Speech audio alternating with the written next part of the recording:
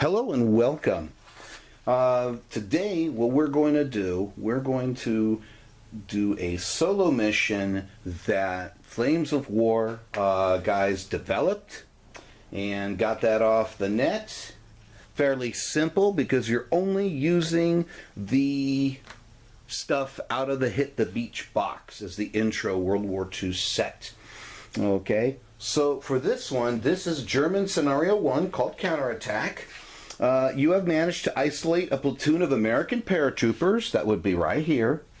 Destroy them before the American tanks can rescue them. Well, the American tanks are going to be coming from this area here. Now, what do the Germans actually have? Well, off to the side here, we have one Panzer Grenadier platoon, that they do have Panzerfaust and a Panzerschreck. There is another Panzer Grenadier platoon over here. Again, they're armed with Panzerfaust and a Panzerschreck. I do have a group of 3 75mm AT guns, and they're positioned in a way that they're going to greet the American tanks as they come on the board. And then up to the upper left-hand corner from your view is a platoon of Panzer IV tanks. So, what's the objective of the game? For the Germans, the active player, you have to hold the church, the ruins, and all 3 buildings. Okay? That's the idea. Now, the thing is, what makes this different as a solo game is that there are some general guidelines for how the Americans are supposed to play. So, here are the limitations. The parachute rifle platoon will hold their positions around in the town. It will stay where it is, shooting at your infantry. If any of your infantry start an American turn pinned down and close enough to assault, the paratroopers will fire on the move and assault, then return to their starting positions. Makes sense. If your tanks assault the paratroopers, they will use their bazooka and defensive fire, supported by any tanks in the area, and counterattack to hold their positions. Okay? Now, for the entire Sherman Tank Company, they get to roll starting turn 1 for reinforcement. If they get a 5 or plus, then they are able to come on, and they move where they can shoot the German Panzer IVs. Okay? After each turn after that, Sherman tanks move toward the paratroopers until they can take up concealed positions in the towns. Tanks will attempt to stay more than 8 inches from the German infantry, but will assault through them if that's the only way to reach the town. Okay, if they can, the Sherman 76mm tanks will shoot at your tanks on the move. With that gyro stabilizer, it helps. While the Sherman 75mm tanks will shoot at your 7.5 centimeter guns. Otherwise, they will shoot at the best target they can see. So you got some general guidelines as far as how the Americans are going to behave. This is the setup for the Americans. Okay, and I've set up the Germans in a fairly general way. As far as from my point of view, I've got the AT guns ready to come in for the American Shermans, that they're going to greet them the turn that they arrive. The Panzer IVs, I'm going to move them probably toward the church, but just far enough to start pounding away with the 75mm guns. I have the platoon on this side here. I'm going to move forward and I'm going to start firing on the infantry. So that's what I've got going for me. Well, I'll let you know about turn 1. Okay, so here's another way of looking at the table here. So you can see off to the side there the Panzer IVs. We got the Panzer Grenadier platoon. We got the AT guns over there. Here in the village, we have our beloved American paratrooper platoon. Then we have our Panzer Grenadier platoon over here. And just off the table there is the Sherman Tank Company. So, we are about to start this game. Germans get first turn. Okay, so we are at the bottom half of German turn 1. At this point, our Panzer Grenadier platoon moved forward. They laid down fire on these guys here. Got a couple of hits, but nothing special. No effect. This Panzer Grenadier platoon fired on here. No effect. The Panzer IVs fired on the village. Again, no effect. That was a very eventful turn 1. Alright, so now we just finished the German part of turn 2, the top of turn 2, and while there has been some payback, it's not been the best for the Germans. At this point, these guys could not come out of the pin. They shot to the American platoon here, but no effect. These guys here started to move forward so that more stands could bring their firepower on them. And while they did hit, they did not manage to destroy any stands. The only positive thing for the Germans was the row of 75mm AT guns. They opened up on the Sherman platoon, taking out 2 Sherman tanks, bailing out the platoon commanders, which I would guess that would, depending on the role, that would be needed next turn. They would be pretty much wiped out as a platoon. And how do the Americans respond to that? Okay, well, stay tuned, guys, because it's starting to get hairy. Okay, we have just finished American turn 2. The M476s moved out to here, fired on the 75mm AT guns, taking out 1. The HQ Shermans fired on the 75mm guns. They hit, but no effect. This Sherman platoon did fail to remount. So at the moment, that's where it is.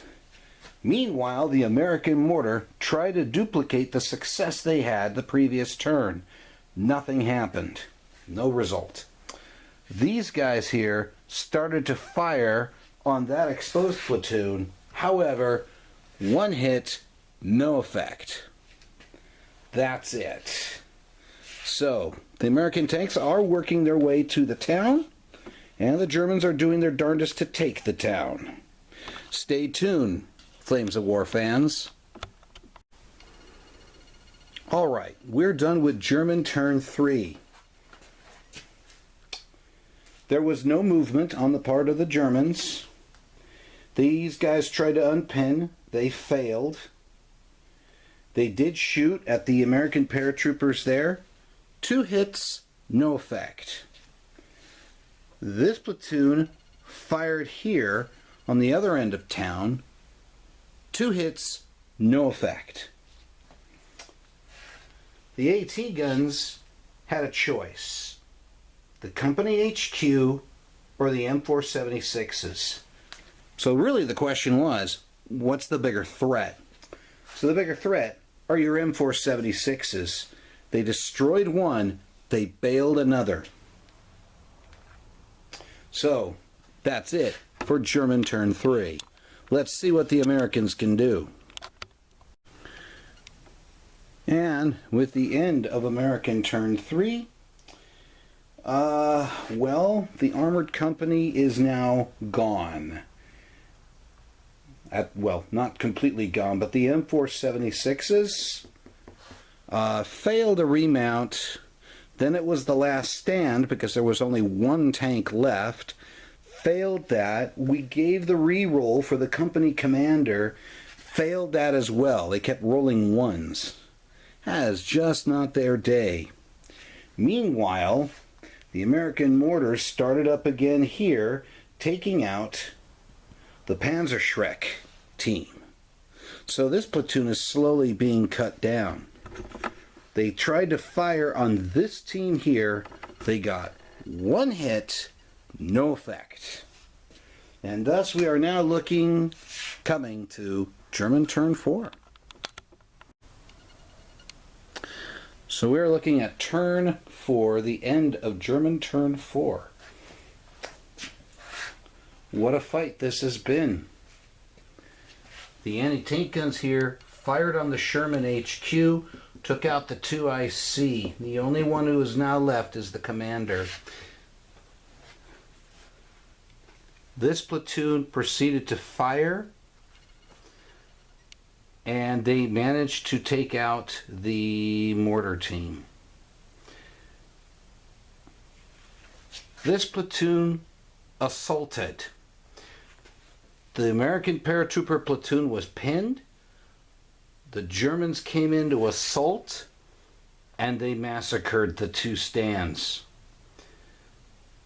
They have not done any consolidating at this point, and they are not going to, because it is now American turn 4. And we're back with the American half of turn 4. Wow. Company commander, the Sherman company commander, fired on the 2 AT guns, hit both, destroyed 1. The Americans here in the church and here tried to fire on that platoon, missed. The platoon commander tried to fire here, missed. We're now moving on to German turn 5. Okay, we're at the end of German turn 5. And so this platoon has moved up fairly close to the Americans, started firing away. No effect. This platoon moved forward and went into close combat and basically took all the guys who were down here. There is 1 stand, American paratrooper stand left in the church tower. The AT gun bailed out the lone Sherman. It's looking very grim for the Americans. This may be over. Okay, American turn 5 came and went very quickly. This Sherman failed to remount. The lone American stand that was here boldly failed their motivation test. That's it. Germans take it. It looked kind of brutal there for a moment, considering how the American tanks came in on turn 1. That was really something. The sad part about it is that, you know, the Germans lost their tanks so early in the game, and they did make the Americans pay for it, but they still came out on the short end of the stick. What really saved the Germans against the American tanks were those 75s. Nasty, nasty, nasty 75s.